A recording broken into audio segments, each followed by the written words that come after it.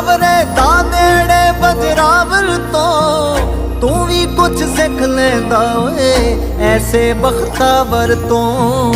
ਕਹਿ ਗਏ ਖੁਦ ਤਾਨਸੇਨ ਵੀ ਕਿ ਐਸਾ ਫਨਕਾਰ ਨਹੀਂ ਬਣਿਆ, ਇੰਨਾ ਕੁਛ ਬਣ ਗਿਆ ਲੇਕਿਨ ਕੁਦਰਤ ਤੋਂ ਪਾਰ ਨਹੀਂ ਬਣਿਆ ਬੰਦੇ ਦੇ ਹੱਥਾਂ ਵਰਗਾ।